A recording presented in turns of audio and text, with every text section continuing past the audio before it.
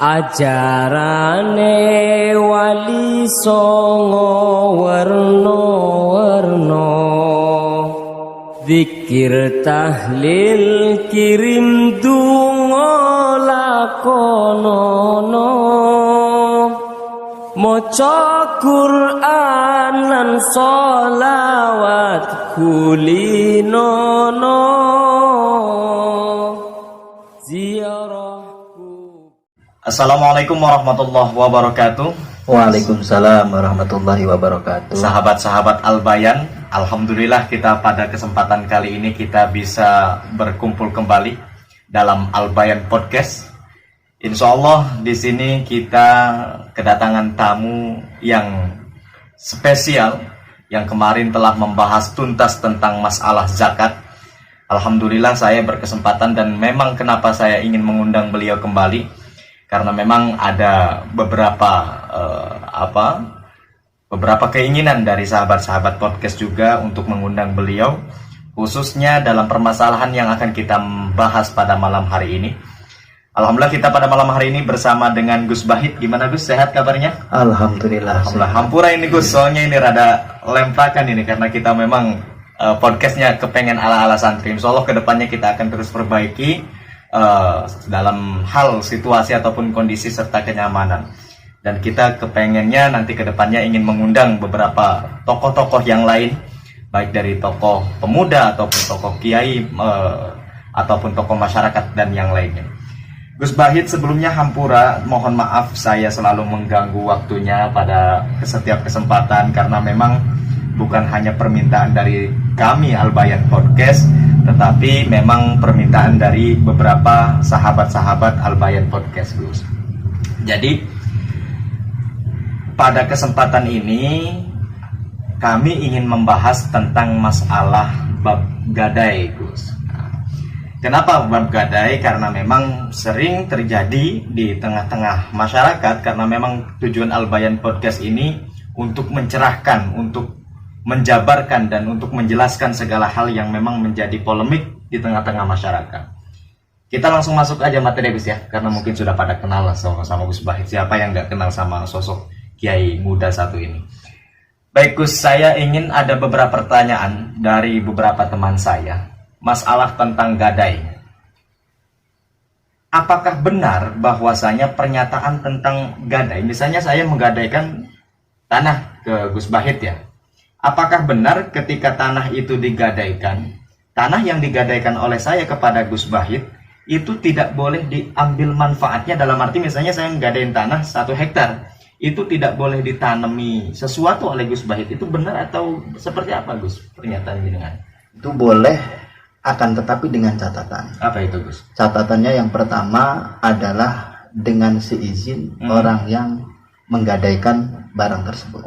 Maka nanti di situ boleh dia menggunakan memanfaatkan jaminan daripada gadaian tersebut. Punten Gus, saya potong dulu nih ya. Ini pernyataan pertama berarti kan pendapat ulama. Berarti ketika misalnya saya menggadaikan tanah kenjenengan 1 hektar, itu boleh ditanami, contoh padi lah, boleh ditanami padi dengan syarat atas seizin penggadai ataupun saya gitu ya. Boleh itu ya, Gus, ya? Boleh. Jadi kalau permasalahan izin, ya, izin dari rohin untuk digunakan, ya, dalam kitab Fiqhul Islam itu dikatakan bahwasannya boleh tatkala memang ada izin atau yang kedua ada indikasi yang mempunyai harta tersebut mengizinkan. Akan tetapi dalam hal ini sangat aneh, sangat tidak logis tatkala mengatakan izin, ada izin daripada rohin. Sebab yakin dalam mengizinkannya pun karena ini ada unsur paksaan. Bukan paksaan, mungkin kebutuhan. Karena kalau seandainya tidak diizinkan, dia tidak bisa memberi uang, tidak akan memberikan uang untuk menggadaikan tersebut. Ini yang pertama. Yang kedua, dalam kitab Mustarsyidin di situ disebutkan bahwasannya ada satu cara agar menjadikan manfaat tersebut bisa digunakan oleh murtahin, itu dengan cara yang disebut bai'ul uhdah. Bai'ul uhdah, ya. Jadi dalam bai'ul uhdah itu ada sistem jual beli. Jadi misalkan seperti ini, saya menjual sawah kepada sampean yang menjual sawah 1 hektar dengan harga 100 juta misalkan. Nah, setelah saya menjual tersebut, nanti tatkala saya sudah mempunyai uang, sawah tersebut saya beli lagi. Jadi namanya bahasa Jawanya itu jual beli sende. Jual beli sende, ya. Jadi artinya tatkala nanti saya punya uang, nanti saya akan membeli sawah tersebut tadi. Berarti boleh dengan akad bai'ul ukhdah itu ya Gus ya. Jadi dengan cara bukan rohen, bukan gadai, tetapi saya menjual tanah kepada jenengan dengan 1 hektar harga 100 juta. Bila mana nanti saya punya uang, saya beli tanah lagi dengan harga segitu, Gus. Iya, jadi dengan harga. Jadi itu nanti cara untuk istilahnya supaya tidak sampai menjadi kategori riba. Sebab kan yang menjadi permasalahan tatkala si murtahin memanfaatkan harta orang yang menggadaikan, ini tentu saja ada unsur jarul manfaat. Sementara dalam satu hadis itu disebutkan kullu qardin jarul manfaatan bahwa riba. Jadi setiap perkara yang mengambil suatu kemanfaatan dari orang yang utang tersebut maka termasuk daripada riba. Maka itu cara yang lebih aman. Atau mungkin juga dengan cara disewakan atau dikontrakan, justru lebih itu ya, lebih aman. Nah, itu juga tetap sekalipun ada izin, sepanjang izin tersebut tidak mensyaratkan di dalam akad. Maksudnya gimana itu? Artinya saya gadaikan sawah ini dengan catatan nanti hasilnya, atau dengan catatan ini nanti digarap saya, dengan catatan ini nanti barangnya saya gunakan. Tatkala berada di dalam akad tetap sekalipun izin tidak. Tapi kalau di luar akad maka itu boleh, tapi tetap sekalipun boleh ada ulama yang tidak membolehkan. Memang untuk ikhtiyat ya tadi lah, kita cari yang selamat, cari yang aman tadi, dengan cara mengkontrakkan atau dengan cara mensewakan atau dengan cara bai'ul ukhdah, itu yang lebih selamat. Iya, luar biasa ini sahabat-sahabat podcast Al-Bayan Podcast ya. Karena tadi masalah gadai ini kadang lumrah yang terjadi, masyarakat itu menggadaikan tanah tetapi diambil manfaatnya gitu kan di luar akad bai dan yang lainnya gitu. Baik sahabat Al-Bayan Podcast, ini nambah waktu dan nambah menarik, justru kita akan mengkulik kembali tentang keilmuan-keilmuan yang ada dimiliki oleh Gus Bahit ini. Berarti ketika kita si rohin ataupun si penggadai menggadaikan sawah, murtahin ini tidak boleh memberikan syarat dalam akad gadai tersebut ya Gus ya. Iya. Contoh saya misalnya menggadaikan tanah ke antum sebesar 1 hektar. Gus, ini saya menggadaikan tanah gitu kan, tapi di dalam akad tersebut tidak boleh ada bahasa dari antum yang menggadaikan tanah saya dengan catatan tadi. Tidak boleh bahwasanya misalnya Gus, saya menggadaikan tanah gitu. Kata antum, boleh saya siap menggadai menerima gadaian antum, tapi dengan catatan sawah saya garap. Itu tidak boleh ya Gus ya? Tidak boleh. Boleh kecuali ketika syarat tersebut diajukan setelah akad gadai ya Gus ya. Artinya di luar gadai lah. Kita sudah kesepakatan untuk menggadai, kemudian si rohin mengatakan pada murtahin, kalau mau digarap silakan. Atau saya murtahinnya bilang, saya garap ya sawah, daripada sawah tidak digarap akhirnya akan rusak, maka kata rohinnya ya silahkan seperti itu.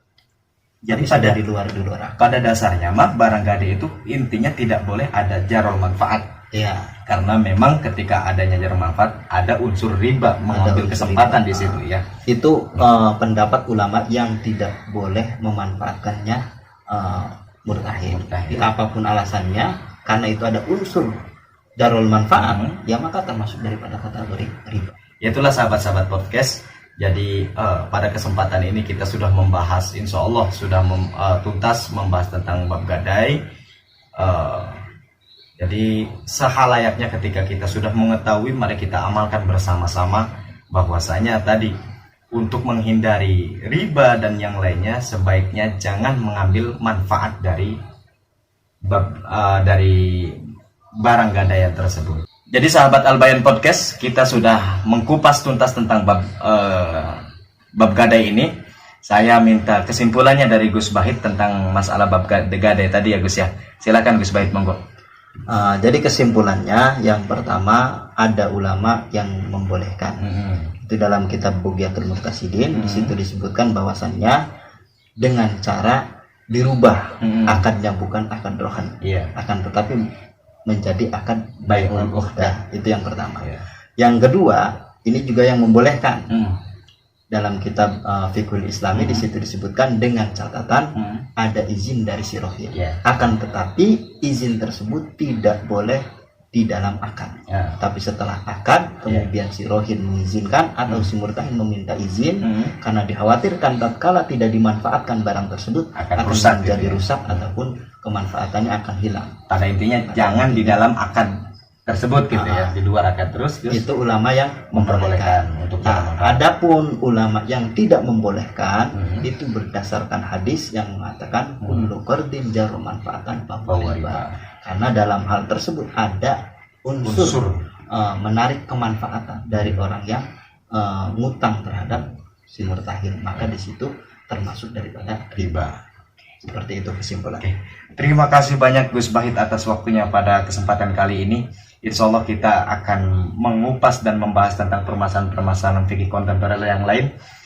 Bagi sahabat-sahabat podcast, silahkan komen di bawah untuk mempertanyakan ataupun untuk merequest materi apa yang sekiranya menjadi permasalahan ataupun polemik di tengah-tengah masyarakat. Insya Allah kita akan membahasnya dengan Gus Bahit.